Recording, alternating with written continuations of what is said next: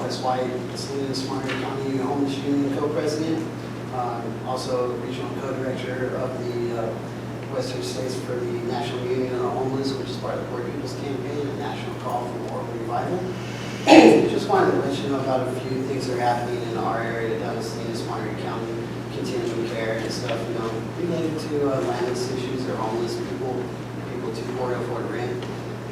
Right now in Salinas, we're going to have an item coming up for sanctioned encampments, which would be really, I think, a positive direction to be, touted as a leader, in the region.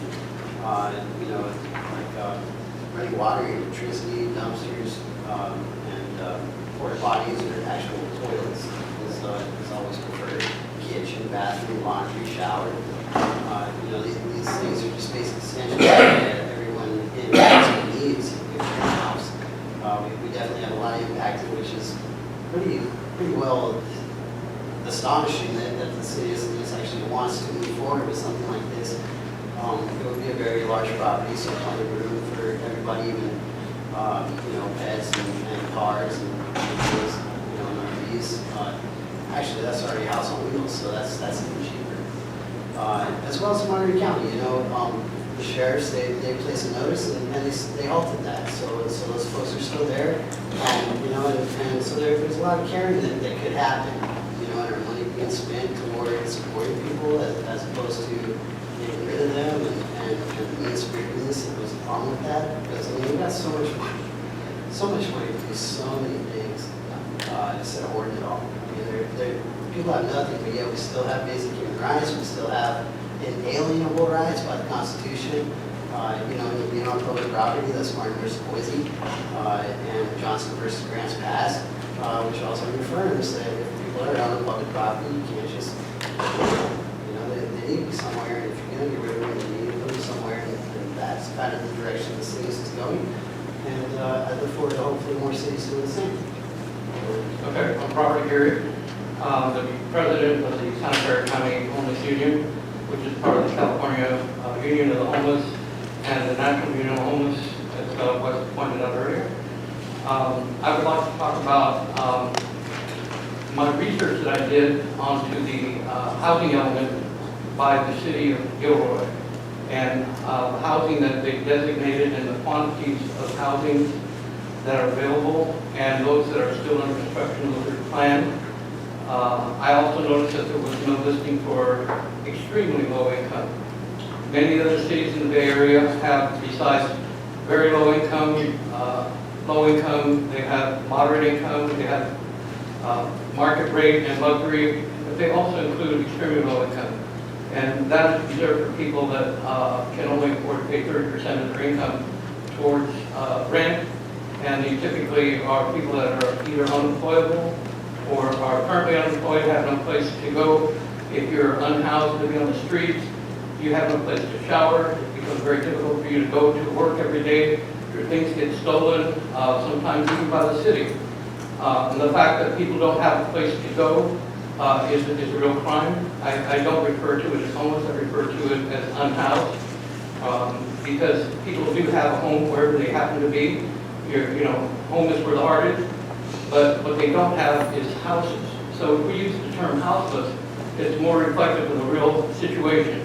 And these are typically not caused by their own fault. Nothing that they did that caused them to become unhoused. It could be an illness, it could be loss of a job, it could be even an illness in the family. Any number of things can lead people to not be able to afford. Something as simple as a $400 debt is enough to put people out the streets. We did have some measures to be able to keep people from becoming unhoused by providing help and assistance with rent. We have those kind of programs, but those keep people from adding to the number of people that do exist living in the streets right now. But that's not enough. We can't just deal with those people and treat them as like they're the only problem.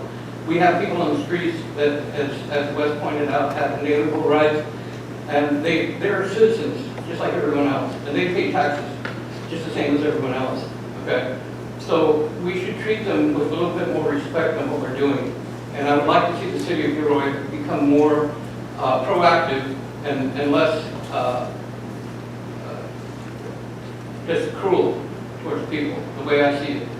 So please reconsider what you decide going into the future. Hearings we have none. Under unfinished business, item 10.1, review of the draft ordinance banning the use of certain public rights of way as sleeping or living accommodations. And this report will come from Bryce Atkins. As the mayor mentioned, this is a follow-up item to previous direction of the council to bring forward key policy amendments.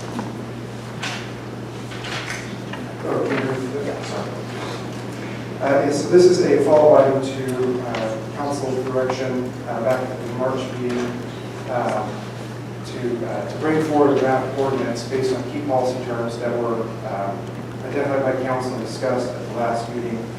Tonight is a review of the draft ordinance. It's to obtain final direction. It is based on the ordinance is in a state where the council feels is ready for formal reduction or for the changes that council wishes to make to it. If the direction is to proceed towards adoption, schedule a public hearing. If there are no changes, it would be June 5th for the introduction and first reading, and then June 19th would be consent calendar adoption. Since the ordinance have a 30-day waiting period, that would be effective July 19th. Depending upon any changes directed by council, or if council desires more time to review, the adoption process may start later.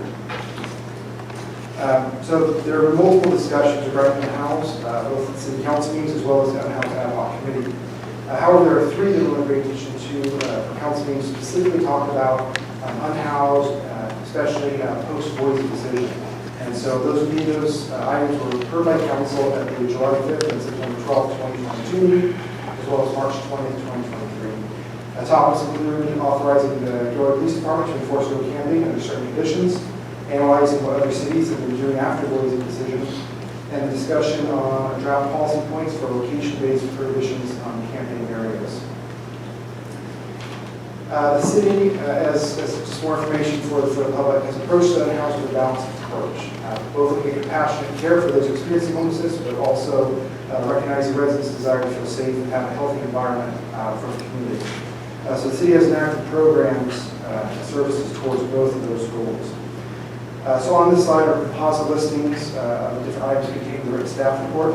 But we provide services at the house through housing measures, specifically Measure A project and Pursue a Safe Parking program, coordination with other agencies such as the Office of Support Housing and the City Board of Health, as well as funding service providers that also provide services to the house through our community development block grant funds, housing trust fund, and most recently our permanent housing allocation. And then also quality of life officers connecting individuals and families to that assistance as they make their contact and outreach efforts to those experiencing homelessness. The city is also making impacts to the community through garbage and refuse removal through both the contract and cleanup services, but also with administrative cleanup days and local garbage removal service in town development. And then finally addressing public safety issues as they arise from time to time with the quality life officers, as well as other police and fire department resources. Tonight's item is about the draft ordinance regarding prohibitions and public rights of way for being used as sleeping or living accommodations. The key definition that we have is what a public right of way is. Basically, that is a property that's owned, managed, maintained by, or property interest is held by the city of Gilroy. The ordinance only applies to ban in public rights of way. Private property is not subject to the ban, nor only owned by other agencies such as Valley Water, even if within the prohibition areas.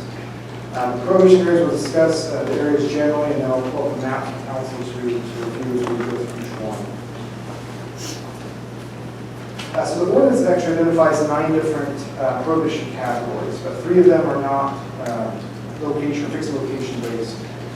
Those include impeding passage per Americans with Disabilities Act, any city issued permits for such as special events, and then portions of right of ways from motor vehicles. The remaining 6 we'll discuss in the slides. The first one is the parks. We've identified 28 sites. These are, under the ordinance, have a 500-foot prohibition area around each park. Based on council feedback from the previous policy points, we've made changes to the original language we used so that there was concern of the previous language that we would be obstructing sleeping, lying, or sitting to those that want to enjoy the park. And so there's a special call out for this in the ordinance that grants discretion to the city employees or the officer enforcing it to make a determination under their discretion about whether they're choosing to join the park or if they're there to actually use it as a living or sleeping accommodation. Additionally, another category is schools and daycares. We've identified 19 school sites, 22 known preschool daycare locations in addition to those. Those will also fall in the 500 feet prohibition area. Next is critical infrastructure. The scope has been increased based on council feedback to simplify the ordinance. We have included hospitals, police, fire and ambulance stations, other locations. That's been down to just open systems, specifically water wells, and infrastructure that's sensitive to impacts in the town. So this is a 100-foot prohibition area around water wells, which is identified on 12 sites, bridges, which we have 18, over underpasses, which have 10, and then railroad. Entrances and exits and firefighting connections are also categories. We did not map those. Maybe they're too small and too numerous to map. The largest prohibition area is 10 feet in those categories, 5 feet for the fire connections. On to creeks. The city actually owns 2 creek segments. It's a portion of Uvis Creek at the 152 crossing of meeting at Virgil Road, and it proceeds to the southeast side of Christmas Hill Park. And then another portion, which is the Miller Slough, that's in the Los Alamos Park property. All of the creek segments or sections are either Valley Water District land or private property easements to either Valley Water or San Antonio flood right away. So these areas would not be enforced under this ordinance, only the city-owned portions as they qualify under the public right of way. So now I'm going to bring up the map. So on the screen is the map that's including the resolution. It is multicolored, and you can see we'll go through each one and what it represents, but we want to identify a few effects of these. So as mentioned, the prohibition marks only affects public right of way. So even in some of these larger areas, it looks like it comes a lot of area, but it's only the public right of way within those bubbles. So to give you the perfect example, it also does creeks. So we zoom in. So this is the Uvis Creek portion is owned by the city across right here. As it exits the area around the just to the north, to the north of the southeast side of Christmas Hill Park. It reaches out from city-owned creek and then across it is the Water District. So even though it's inside still, the green area for a park prohibition, orange area for school district prohibition, the ordinance would not apply to that section just because it's not public right of way. So that's just an example. All right. So let me turn off some of these and we'll talk about them specifically. So we'll start with parks, which are in the green sections.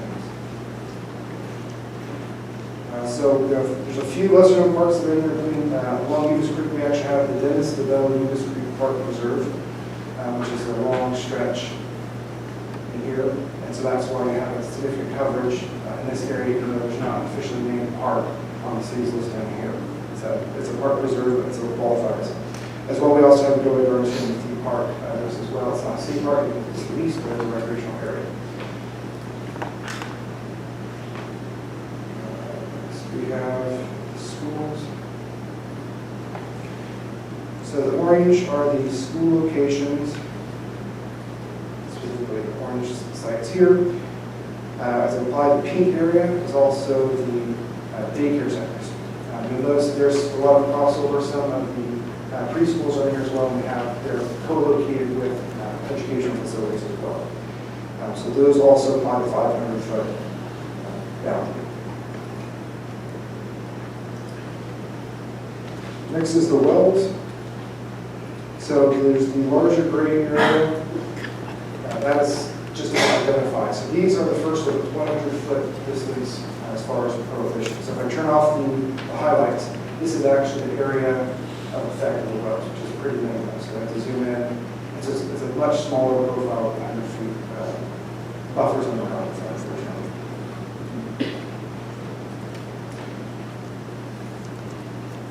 From the bridges, again, they're city-owned bridges.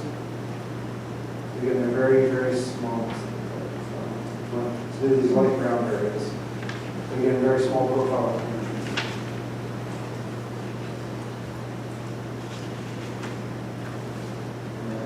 Under overpasses are primarily along the one-way corridor, and are small sections identified purple and black.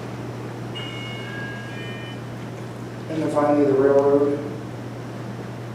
Just one segment that runs purely 100 feet around the railroad in each direction as it passes.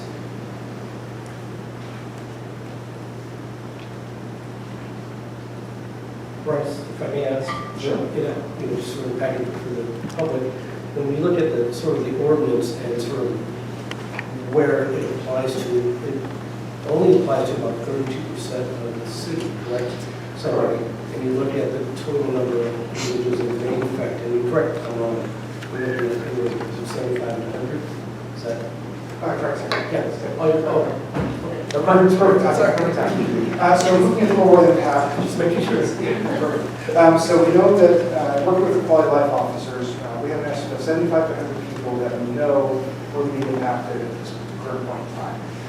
These are individuals that are currently living along the city-owned portion of Uvis Creek. Outside of that area, quality of life officers don't know of any known camp individuals that are both within the prohibited area and in public right of way. So we have a lot of habitation occurring within creeks, we do not see on creeks, so we want to comply. So at this point, this is the anticipated impact. But we do want to put the caveat that population does transit based and could locate into an area in the future. But at this point in time, yes, we say that. As you mentioned, we are looking at 31.6% of the city's area, which means that we have 68%, over 68% of the city's area that is not included in this prohibition ordinance, which is obviously the majority of the city. But that includes private properties, right? That includes private Yeah. property. It's also enforcement upon adoption by life officers and community development will engage our local service providers through their various contacts. The bus outreach during that 3-day period where the ordinance has been approved but not in effect yet, to connect those within the prohibited areas to agencies that provide housing, services, and supplies, try to get them into housing. The intent is to provide the maximum amount of time possible for them to access services, and we attempt to long-term provide food. Alternatives, council may provide direction to proceed with ordinance introduction or may reject or modify the draft ordinance. There's no fiscal impact to adopting the ordinance. Enforcement will be carried out with existing staff and fiscal resources. That council, our recommendation is to provide direction regarding the proposed ordinance, and I'm happy to answer your questions. Thank you, Bryce. Okay, council members, if you have questions, can you raise your hand on the screen or let me know? I don't got to do it on the screen. Councilmember Bravo, did you? Yeah. Okay. Bryce, can you explain on the Uvis Creek, how that's our local watershed, and the Uvis Reservoir feeds into that, the water soaks into the ground, and that's our drinking water? Correct. So it's one of our waterways. The visual is probably less matching. So the Uvis Creek is long running creek that runs through town. It comes from the north, going water through. It is a dirt-based creek, so there is infiltration of the water tables through it. Passes through town and also then exits out again through out of the city and passes down through the region down to lower watersheds as it goes through. I think it ultimately ends up into the Pajaro watershed.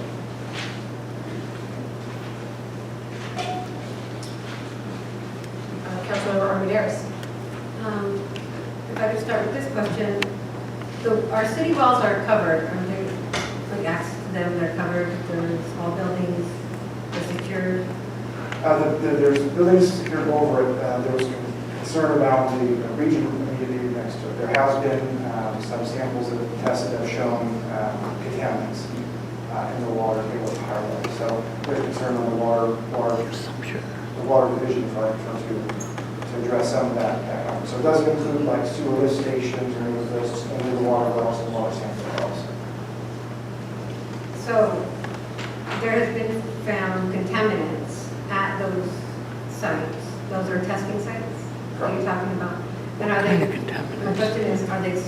secured? Are they protected? Like, I- why do we need to double That's down on referred to protecting the them? works on the specifics of the sites.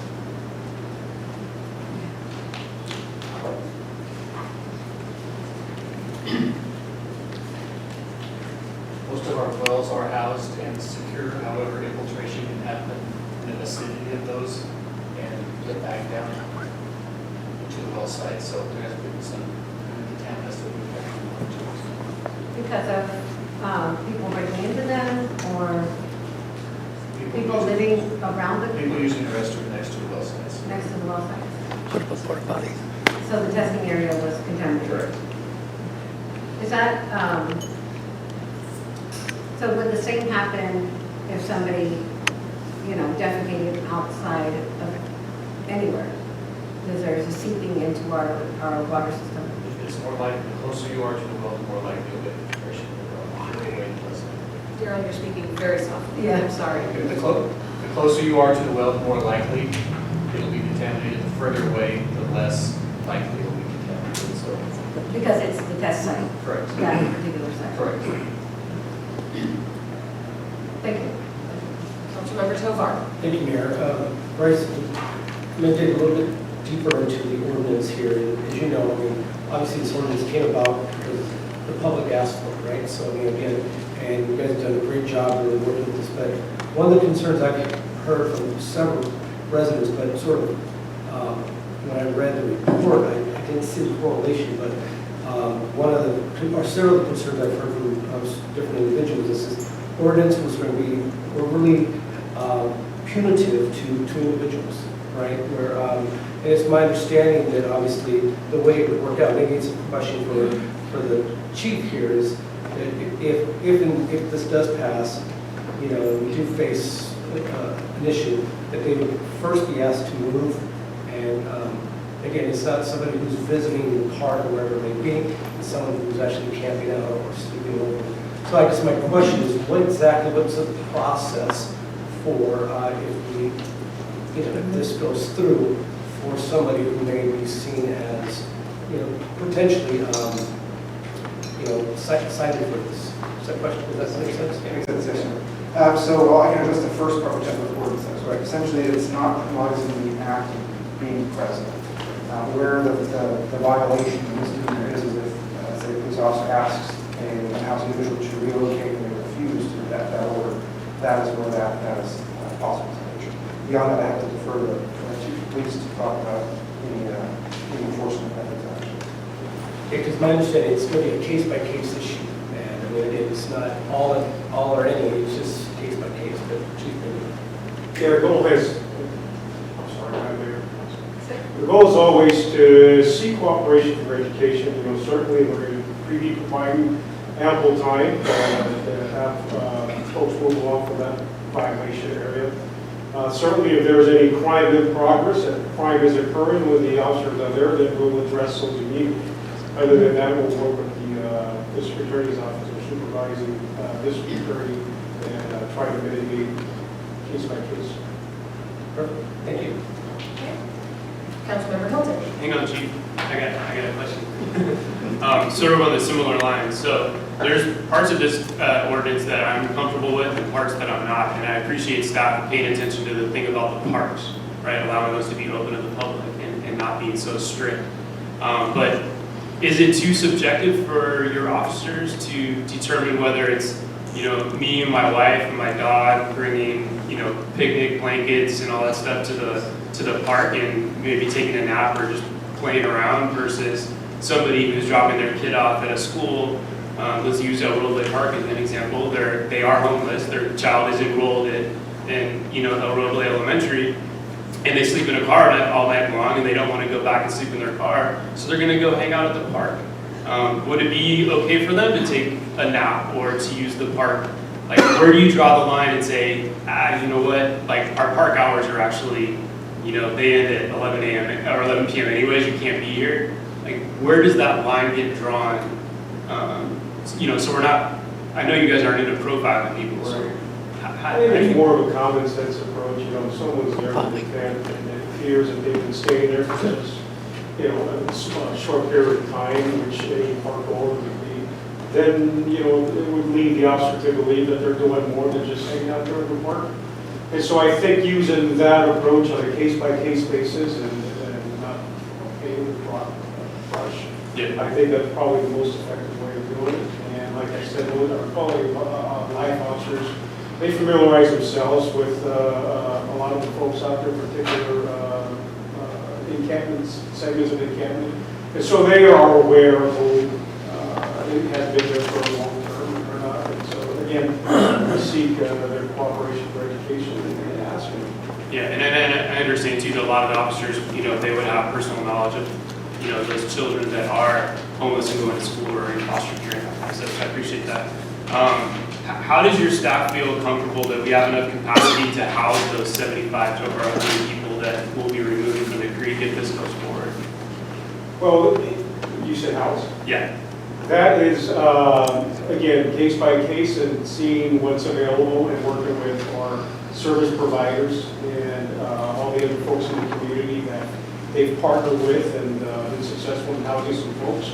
You know, certainly 75 it's a good number, and so that would be a challenge.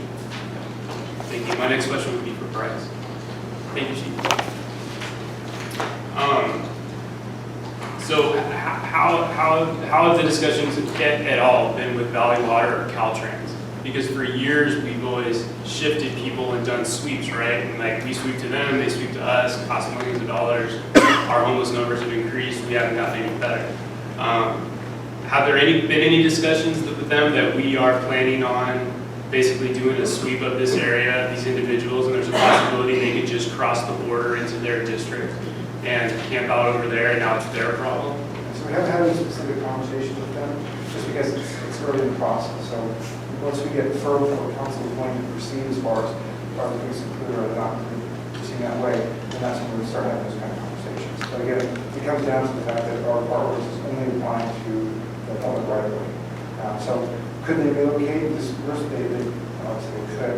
The ideal is, the hope is that they would actually find services through the service providers and obtain housing or some other shelter. But ultimately, we wouldn't notify them, but at this point, they're not there.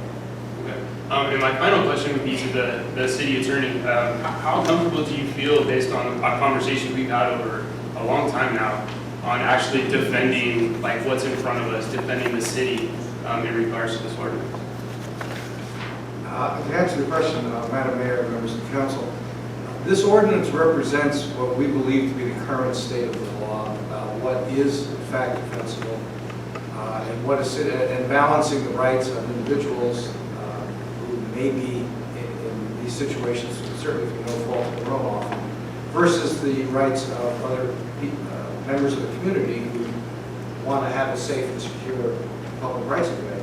There's been a lot of it's kind of balancing line, if you will, that has not been static. It has moved around, as you know, starting with the Boise case, going a little this way, a little that way. Where this ordinance comes out, we believe it is enforceable.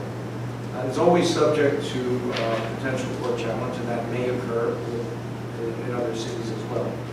And for example, things about the definition that you, Councilman Hilton, referred to in terms of the subjective test of someone camping in the park. That's the best language that anybody's using. And we can't guarantee it's perfect, but we believe it's enforceable. Thank you. And then to that, because I haven't spoken yet, that was council directed. You mentioned, Councilor Hilton, that you were thanking staff for putting that in. That was directed by this council. I don't know if you were here at that meeting, but we were directing staff to make sure that we weren't blanketing parks from people to be able to sleep, lie, and use the park. So that was very, very specific and very intentional. Okay, Councilmember Armendariz, do you want to go another round before? I do. Since Councilmember Hilton had one. Okay, then I would like to go to public comment, if that's okay with others, before we, you have a question too? Okay, I see you on here. Okay, Councilmember Armendariz. So I think this is a question for Bryce and the chief. 75 to 100 individuals who are located in Uvis Creek. And so this actually might be a question for ourselves. If those folks are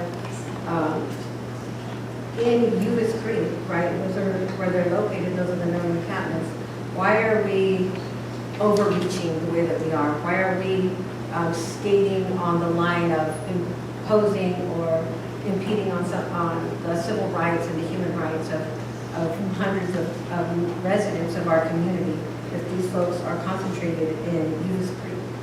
So that's part of my question. That's not a, Yeah. that's not a question. Okay. I mean, I'm saying there's dozens of places that we're prohibiting human beings and residents of our community from being.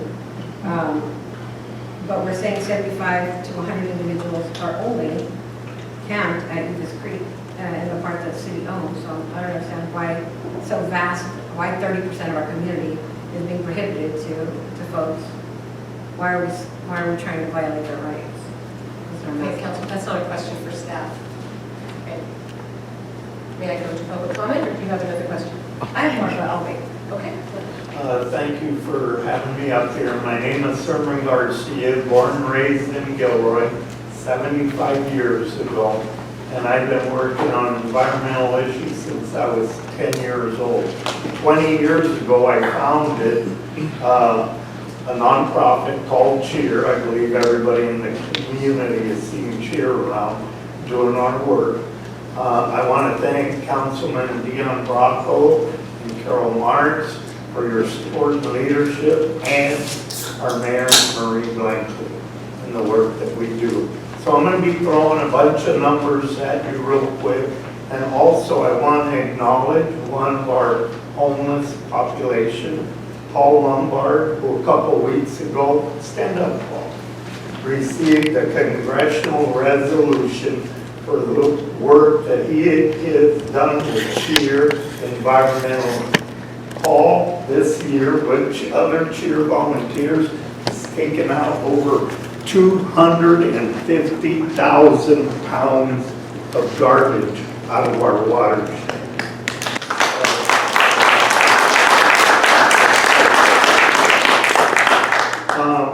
Anyway, so let me throw some numbers, and if you have any questions, just cut in on me.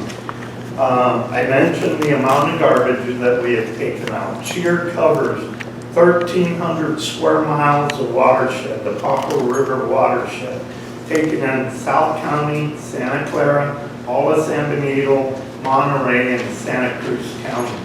Because of our partnership with the federal government, that area has increased to include over 2,000 square miles of watersheds that we work in and focus on, okay? Just in our watershed here in the Pajaro. I have to interrupt you, the 2 minutes are up. Okay, Robert Gary again. I'm going to throw some numbers at you guys as well.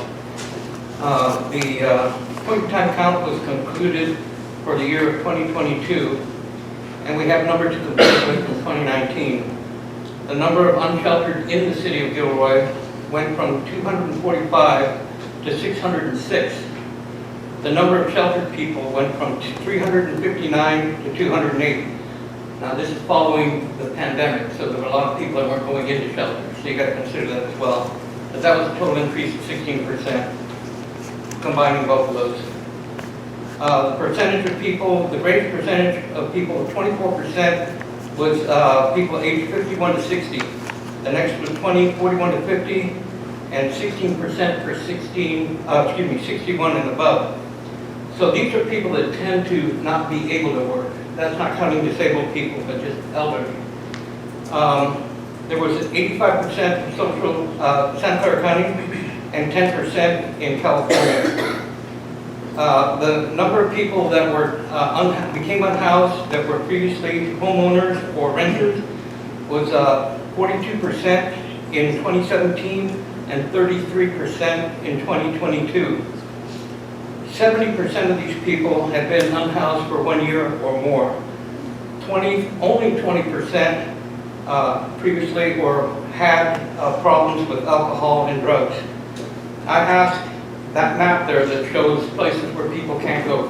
Where can they go? Why don't we have a map that shows where people can go?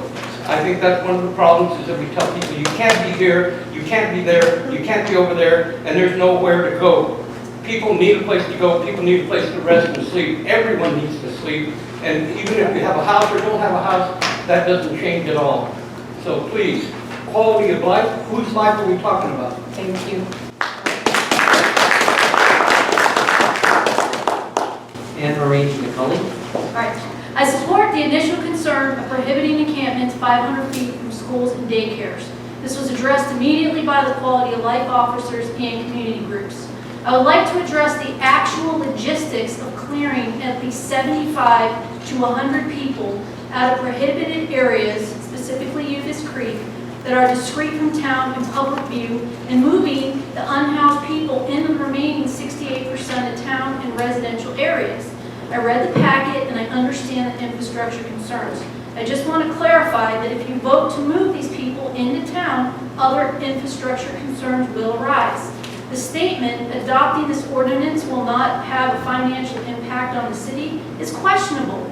How can moving 100 unhoused people into town not have financial impact on our community? I understand there are no easy answers. I just want to be clear that before you vote in favor, you consider all the consequences, not just the unhoused, but businesses and neighborhoods. And I also want to say that if it was that easy to get 100 people housed, they wouldn't be there in the first place.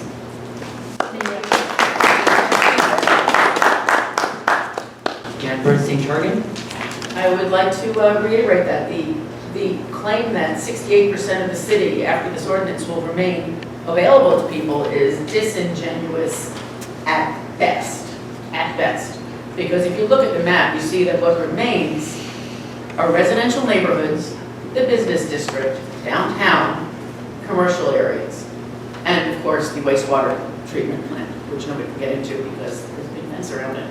So this actually will serve to drive people out of where they have tried to remain out of everybody's way, right?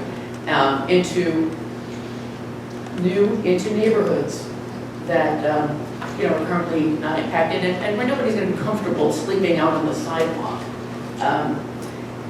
There is, this is not a fair law because it only penalizes people. It only applies to places where people with no permanent housing go. Right? Nobody else has a need to sleep under the bridge. Right? You only do that if you don't have another permanent place to go. And just so you know, the Compassion Center, Pit Stop Outreach, we work every day to get people housed. Everybody who's out there, they've been surveyed, they are on lists, they want housing, and we're working to do it. And guess what? It's working. 150 this year. What we're doing is going to solve the problem without doing something like this, which is going to make the problem different, worse, and harm people. When we did the encampment sweep over at the 10th Street overpass 2 years ago, a woman died that night, cardiac arrest. 2 men wound up in the hospital, one with stroke, one with cardiac arrest. The people who are out on the street are people with disabilities, they're seniors, they're people with chronic illnesses. Every move harms people. Thank you. So let's do no harm. Next Thank you. speaker. Thank you. Next speaker. Next 4 speakers are Joseph Robinson, TJ Mapia, Linda Layton, followed by Michelle Nelson.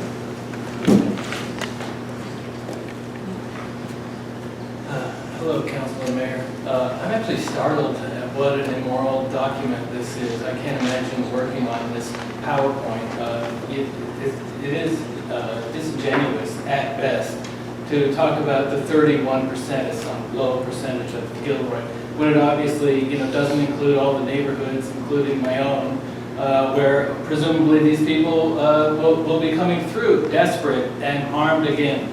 And we live by the Creek Preserve and we enjoy it very much.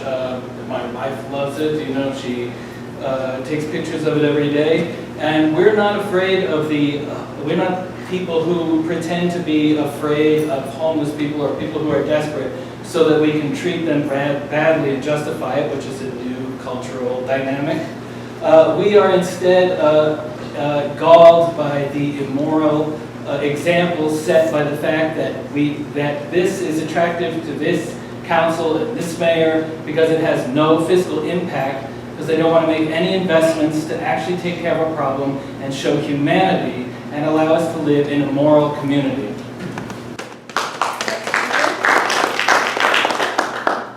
TJ Napia. With this ordinance, and I understand that the police chief had taken care of handling the police force, but here's where I'm going to ask you a question. That means if you have no sitting in a public area, whatever feetage it is, that means you're going to need to remove every bench that is anywhere near a school, daycare, and public parks. You'll have to remove them because of this ordinance and the way you have it written. Also, if I know these people well enough, because they have a very high IQ, they will figure out a way just to have everybody that is removed from these places, they'll be able to end up being downtown Gilroy. They will be out in the eyesores of everyone where they can be seen. And I know this. I know how smart they are. It's a whole different community out there. Also, there are some people who cannot go into a four-wall room. They cannot. My suggestion to you is find out why they're there. Some of us failed. That's all there is to it. But I'm glad you guys are trying to work at this, but this solution is not feasible. Thank you. Next speaker. Linda Lynn. I'm Linda Lynn. I'm new at this, so I'm very nervous. But I am one of those people who call homeless. I am in one of the places that's outside of the creek area. I'm not there. We don't have the bridges. We don't have sidewalks, the parks. We don't have all of that. So I am one of those people that also have to buy this. I had to move from the other side of town, and when I did this, police, they say they handle each event as an individual event, and yes, they do. My motorhome was taken, which was my home, and I didn't even know that we're doing this, but within 15 days, it was at the recyclers. They recycled my home. They gave me an hour and 20 minutes to remove my things. I only have a small car. I was working. I fell at work and I hurt both my knees, so I'm on a limited disability of workers' comp. I'm having troubles. I'm trying to pick myself up. And the police at your door every day does not help. I'm afraid to go to work. I'm afraid to go anywhere because I'm afraid they're going to take. I had 2 motorhomes, okay? So I had 2. One was my closet, one I lived in. But they were mine. They didn't belong to anybody else. They had no right to take it to the recyclers. They did not tell me they were going to do that. There was a lot more involved with that, but I don't believe that keeping everybody out of where we're at, if we're outside of that creek area, is the way to do it. Each person is an individual person, and each individual situation. That's all I have to say. Thank you. My name is Michelle Nelson, and I've been a resident of Gilroy since 1981. And to say this is a complex issue is the understatement of all time. I don't pretend to understand the unhoused issue completely. I've never been in that situation. I have seen the change that has happened by the creek, though, and I am concerned about that, and that's why I'm with some reservation supporting this, maybe not the whole thing, but part at least about the schools, of course, and the creek, because we need to protect our watershed. I have seen UVIS get denuded and the wood has disappeared. There are more pathways. And as a former science teacher, I have an affinity for habitat preservation. That's where my interest is. And I haven't really enjoyed UVIS for the last couple of years. I've gone elsewhere. It's not because I'm afraid of running into homeless people, it's just because the environment has changed so much. Because the people that used it. And I think this is more of a balanced approach. I appreciate that you've done as much as you can to help unhoused people. But we need to come up with a solution, but I just don't want to see the environment pay the price for people using it. This should be a habitat for our flora and fauna, and a preserve should be preserved. That's what Uvis Creek's all about. I feel for the people who don't have housing, but I also feel for the environment and the harm that we're doing, and it will take a long time for it to recover. Good evening. My name is Noemi Guzman. I'm with the Law Foundation. So I'm here really to just put some facts out for you all that I think are important for you to know and understand before you move forward with this ordinance. There's a long history of housing and zoning policies creating racial and socioeconomic segregation that has led to a disproportionate representation of people of color. Among the nation's homeless population, people of color constitute over 60% of the nation's homeless population, despite making up only a third of the general U.S. population.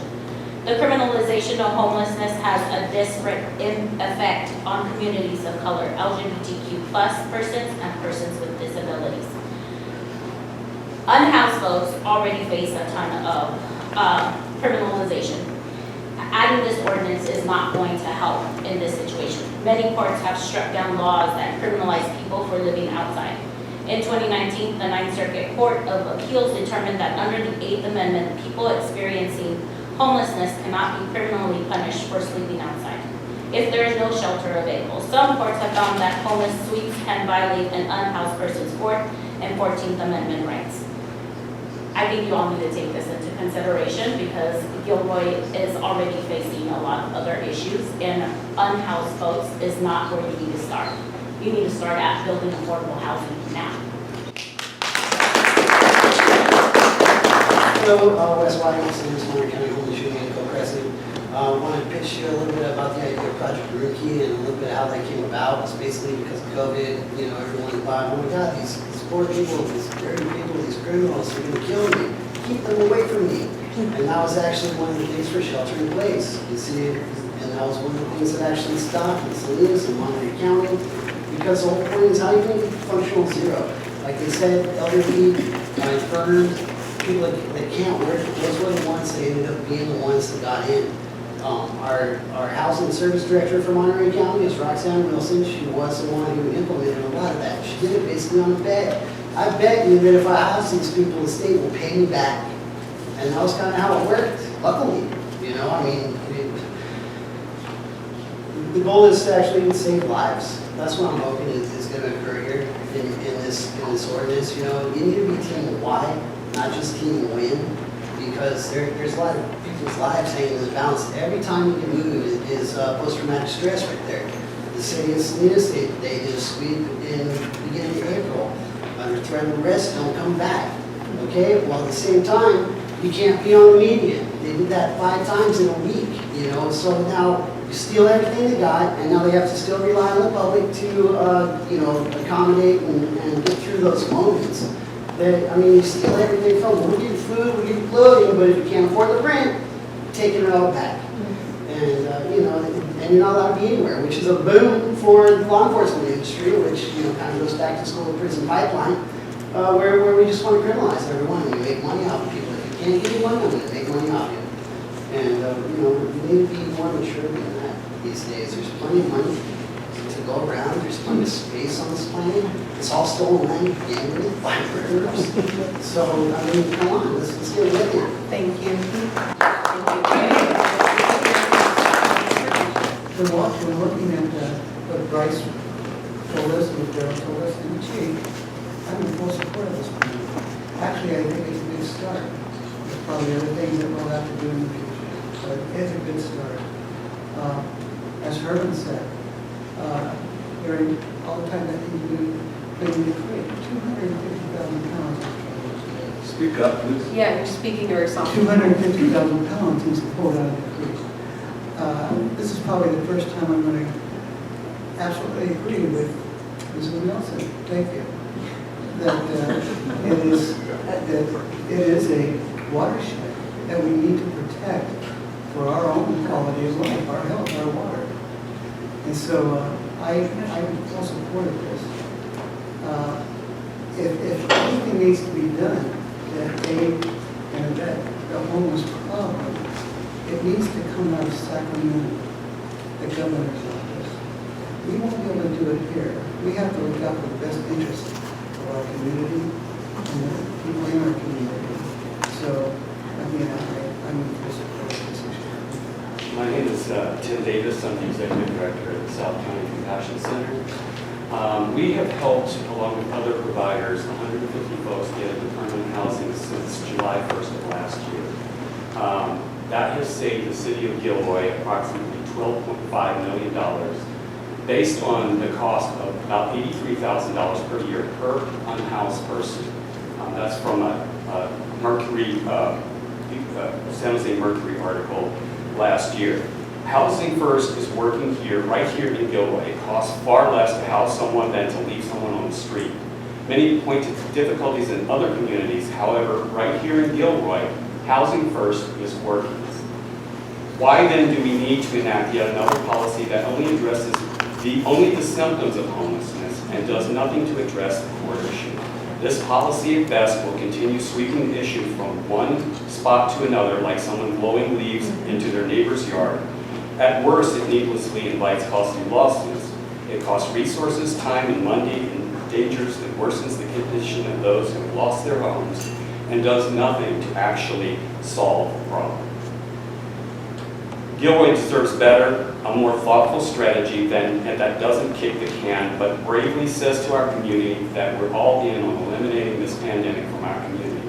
I know pretty much everyone on this council, and I know all of you care deeply about this community. So I'm recommending that you reject this proposal, go back to the table, and try to find something that actually benefits our full community, as well as those who are in housed and unhoused. Thank you so much. Thank you. Yes, can you email us this data that shows the 150 people that have been housed and where they've been housed at? I can't give you I can't give you names, but I'll give you summary data of how many people were housed in which city, and also reference to the article that cites the 83,000. Is that good? Is that what you're looking for? Yeah. Okay, sure. All right, wait, I have a question also. Were these 150 people living as unhoused people in Gilroy? Yes, ma'am. Okay. All right, thank you. And we have one more, right? Yes, Madam Mayor. Araceli Becerra. Good evening, everyone. I don't have anything prepared, but I've been listening, and the one thing that I didn't hear today was about the children and what the children are exposed to. And I don't want to criminalize every unhoused, because I know that you're not. And I really do feel for your situation. But I have young children, and we go to the park, and the parks should be used for baseball, for handball, to play in the park, to run. And sadly, you can't do all that and live in the park. We had a tent that was there last week, just 100 feet from the playground.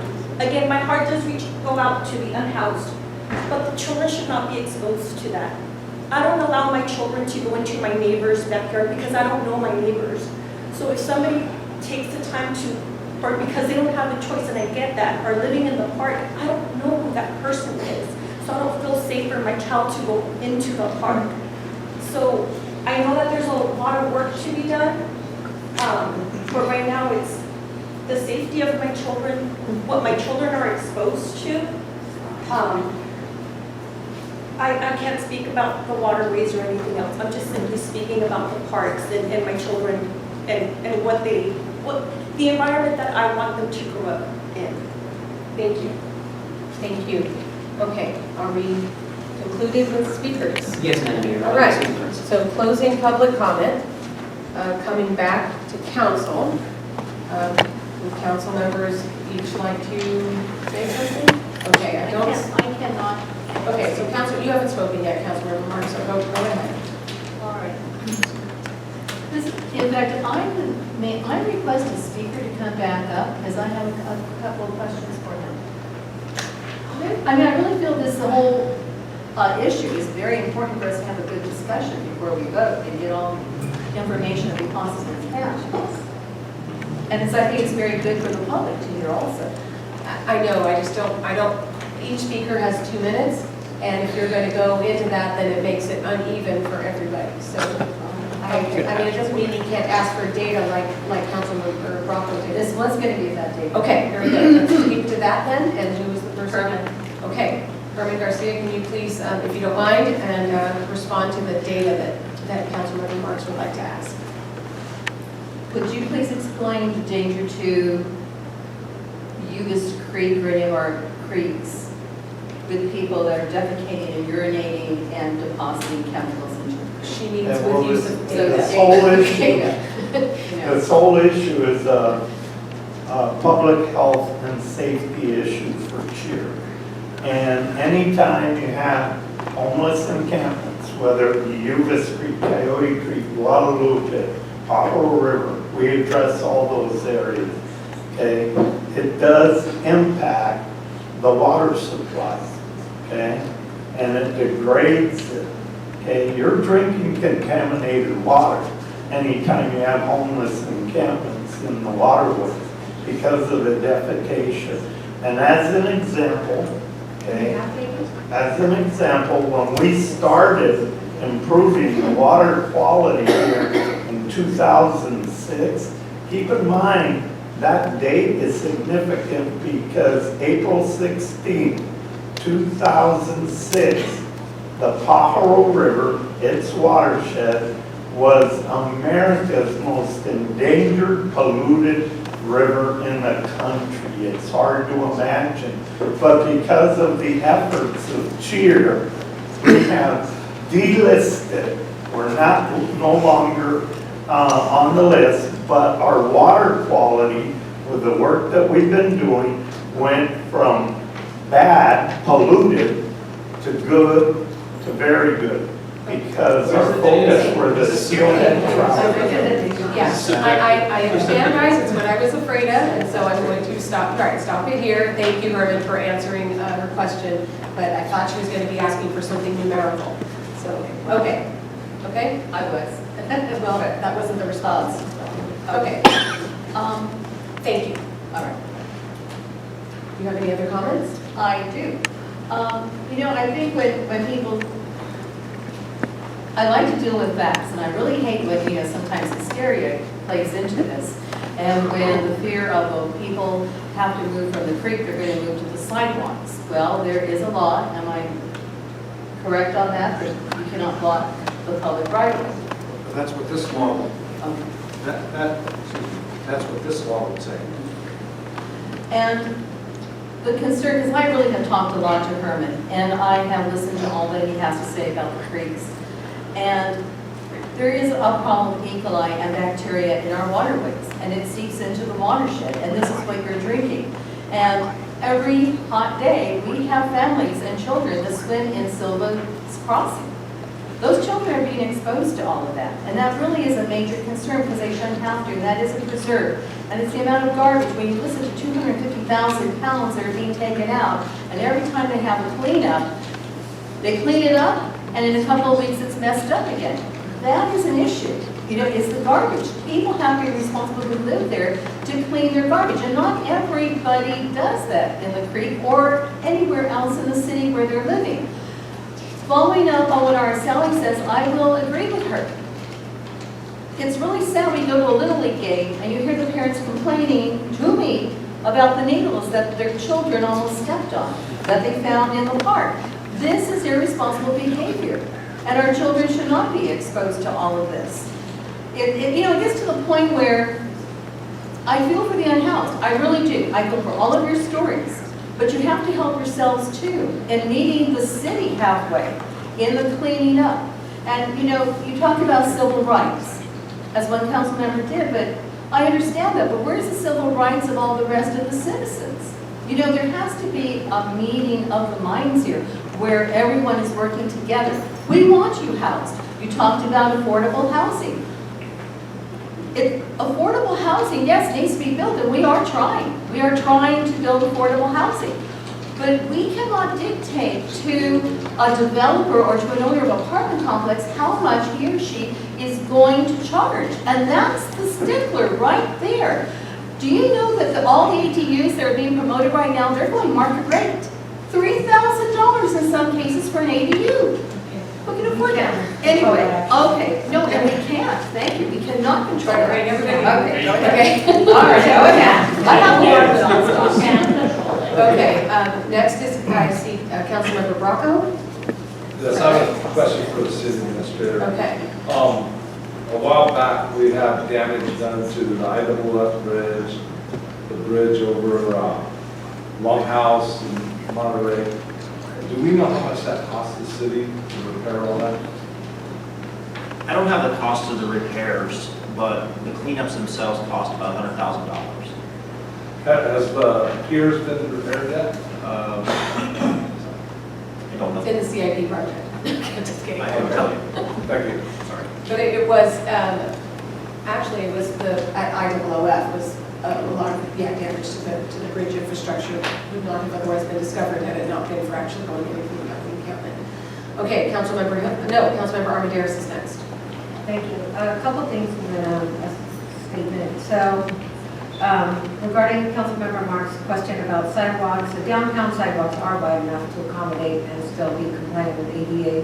Unfortunately, so one of our public speakers speaking about folks being pushed from one end of town to the other, eventually with an ordinance like this, if it's passed as is, it will corral people to be downtown where there are wide sidewalks, right, where it's not a restriction. The other thing is that regarding the speaker's comments and the question from Councilmember Marks, we live in a heavily agricultural, industrial community. The Baja River watershed is subjected to tons upon tons of pesticides, and there are Superfund sites within our Tri-County area because of that type of water pollution. So I think it's a stretch to blame and name those folks who live in our creeks and our water areas at that level.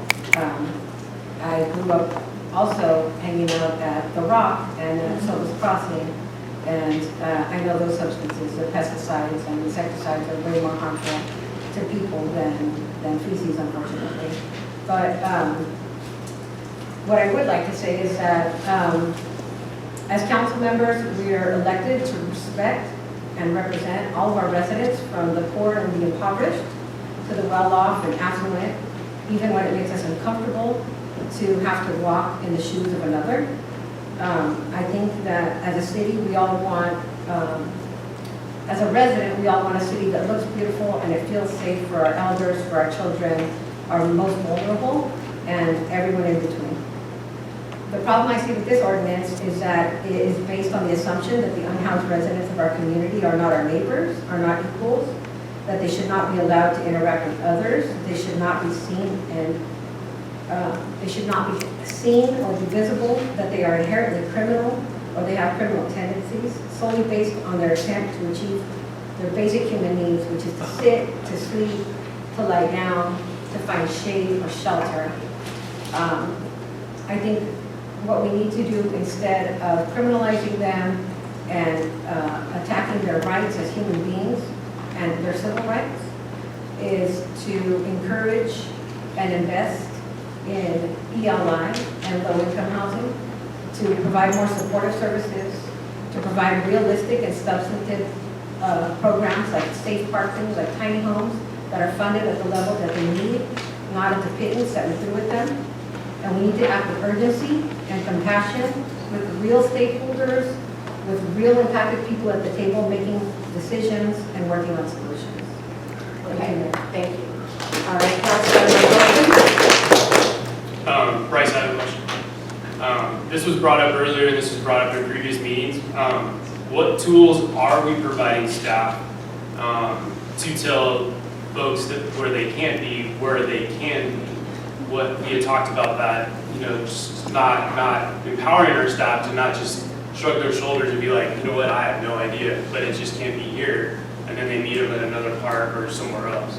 So what tools are we providing the officers or city staff of where they can go? So we're not chasing as well.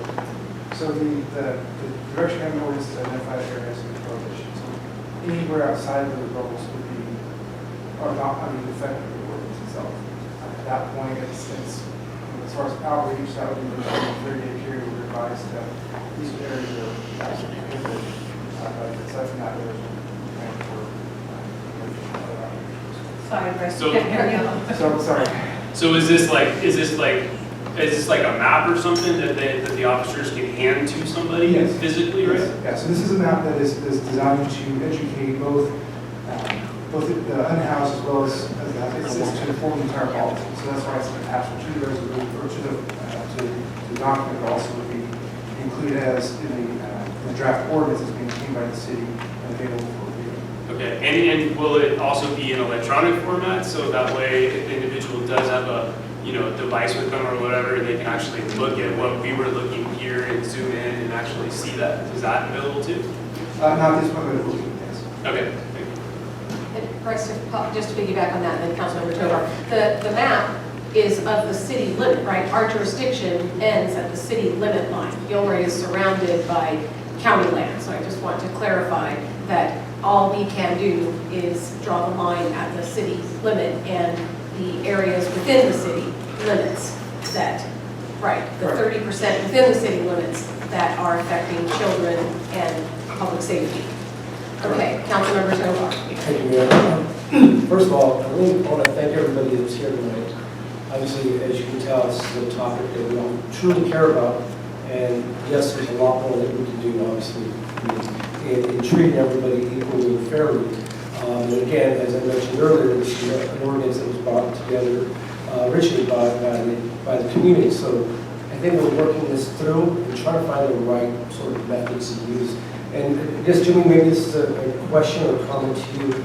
In the report, obviously, and we didn't talk a lot about what was in the report, there's 12 different sort of items that we can either perform or we're providing for the unhoused.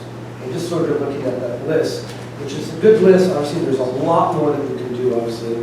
But Jimmy, I'm hoping that, no matter how this sort of ends up, is that maybe off that list that we provided, if you can provide us with a monthly update during your reports in regards to sort of what is being done to assist our unhoused population in more of a comprehensive manner. So again, it's listed here, but it doesn't go into detail about what we're doing. I think the community should know that we're not just sitting on our hands. We're doing what we can, but there's so much more that we can do, obviously. But I think what we have here, those are good projects. It's good work that we're doing, and I think we need to showcase that a little bit more. So if you can, Jimmy, if you can provide that for us during your monthly reports. But again, I think that there's so much more that we can do, but we are doing what we can. And the comments about providing more low-income, affordable housing, believe me, every one of us up here would like to see that happen. We have that discussion over and over and over again. But again, I'll be the first to admit there's a lot more that we can do. But again, we have to think about the entire community. We have to think about everybody. And so when we look at that, yes, I don't know if this is, the ultimate sort of a goal, but I think it's a start, and that's why I'll support it. Thank you, Mr. Tovar. Any direction for a monthly report, I would certainly take from the entire council. So if the council wishes to give me that direction, I would follow that. Okay, Councilmember Klein. I have my own call. Go ahead, Councilmember Klein. You have a comment. Well, I know coming to this, it's new for me as far as this process, being newly elected and everything. And this is a very difficult issue. Just trying to understand. I had a question. How is this current process tracked with the interactions between the QQL officers and the rest of the force and Gilroy Fire Department in their engagements with unhoused, to know what the repeat incidents are, time spent, final deposition, resolution, etc. What goes on right now? Figure out how we track the interactions. Yeah, I mean, in all your interactions right now, what is that? So we have clearing codes that we utilize whenever an officer is either self-initiated contact or is responding to a complaint or is even responding to a phone call or email. And so they conclude that interaction, they'll clear it with QOL, which means they had some sort of access to that particular concern. And as far as any other metrics with the service providers or the nonprofits, certainly that's out of our realm of gathering that data, but I'm sure that could be available somehow. Okay. you have something else to say? Well, no, I just want to go back to what my recommendation. Apparently, the city manager needs direction from all of us in regards to coming back during these monthly reports. I'm not ready, I don't wish to support that here, but that's Well, a it's big. not part of the ordinance, and it's not part of the agenda. Right. It's just asked to include that in his monthly report, so. Okay, so we'll talk about that offline, or do you want to say something? I don't know how to respond, but I'm trying to deal with this particular issue right now. So I think that's going to come down to either agendizing it or, I don't know how to respond to that. My brain is on all the comments I'm trying to make on this item, and you're taking me somewhere else, and I would like to. I'll ask you to be on. Okay, so sorry. It's important enough to. Okay.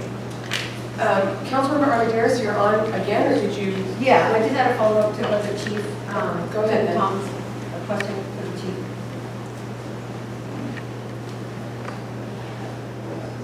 Regarding in the report, chief, regarding the QOL officers, how would you guesstimate the amount of